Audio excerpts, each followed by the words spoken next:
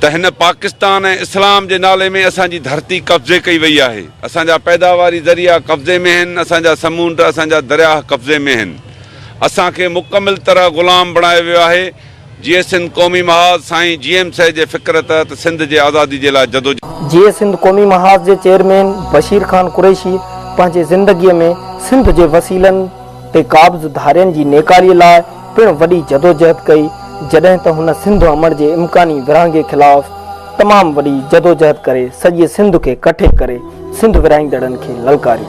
सिंध जे जोधे जवान अरॾे पुट बशीर ख़ान कुरैशीअ कराचीअ जे तालीमी इदारनि में सिंध जे बहिराड़ियुनि सां तालुक़ रखंदड़ सिंधियुनि जे दाख़िला ते पाबंदीअ ख़िलाफ़ सिंध जे सभिनी क़ौम परस्तनि तोणे सिंध जे अवाम खे गॾु करे जदोजहद जो ऐलान। जिस्कम चेयरमैन खे सिंध जे हक़नि बाबति तोणे अबोज मारूअड़नि जे हक़नि जी हासिलात लाइ आवाज़ उथारण ते केतिराई भेरा जेल जूं सख़्तियूं पिणु सहणियूं पियूं, पर सिंध दुश्मन एंसर कॾहिं बि संदसि इरादनि खे कमज़ोर न करे सघिया। ऐं जॾहिं बि सिंध ऐं सिंध जे अवाम जी ॻाल्हि आई त सभिनी में अॻ खां अॻिरो बीठल नज़र आयो। पोइ भली उहो मसइलो NPIW मुलाज़िमनि जो हुजे या गैस जे बरतरफ़ मुलाज़िमनि जे बहालीअ जो हुजे, मतिलबु त हुन कराचीअ खां कश्मीर ताईं सिंध जे मसइलनि बाबति भरपूर नमूने जदोजहद। सिंध जे अवाम जे साह ऐं बेसाह तौरु सुञाणप रखंदड़ सिंध जे सूर्य बशीर ख़ान कुरैशीअ कराचीअ में सिंधी ॻोठनि खे मालिकाना हक़ ॾियारण समेत बलोचनि सां थींदड़ ज़ियातियुनि ख़िलाफ़ पिणु तारीख़ी जदोजहद कई। सिंध जे अरॾे पुट 23 मार्च ते हिकु दफ़ो ॿीहर कराचीअ में फ्रीडम मार्च करे पूरी दुनिया खे उहो न्यापो ॾिनो त सिंध जो हिकु तबिको अञा बि सिंध जी वहदानियत ऐं आज़ादीअ लाइ जदोजहद करे रहियो आहे।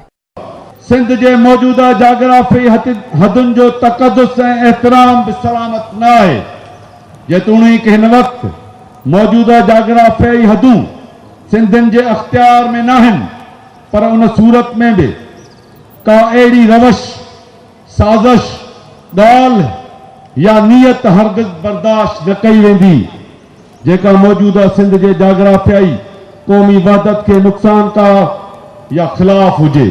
उन करे ऐं ख़ासि तौर ते उर्दू ॻाल्हाईंदड़ भाइरनि खे आगाही थो ॾियां त खेनि सिंध जहिड़ी फ़राख़ दिल माउ खेनि सिंध जहिड़ी फ़राख़ दिल माउ जी गोद नसीब थी आहे, जंहिं करे उन्हनि ते बि फ़र्ज़ थिए थो त सिंधी क़ौम जो हिसो बणिजी जदोजहद में साथ ॾियनि ऐं ख़बरदार थो करियां त अहिड़ी कंहिं बि साज़िश जो हिसो न थियनि जंहिंसां सिंध जे तारीख़ी क़ौमी वहदत के नुक़सान पवे। अक़लियत में तब्दील करण लाइ मज़हबी फ़साद कराए 13 लख सिंधी हिंदुनि खे ज़ोरीअ लॾाए संदन मिल्कियतनि शानदार घरनि समेत 25 लख एकड़ ज़मीन कूड़नि क्लेमनि ज़रिए धारनि हवाले कई वई। हितां जे नौकरनि ते ॿाहिरियां माण्हू घुराए रखिया विया। अॻिते हली 1954 में 1 यूनिट नाफ़िज़ करे सिंध के साबिक़े सिंध सॾण सां गॾु सिंध जे सभिनी समूरनि वसीलनि ते कब्ज़ो करे वियो।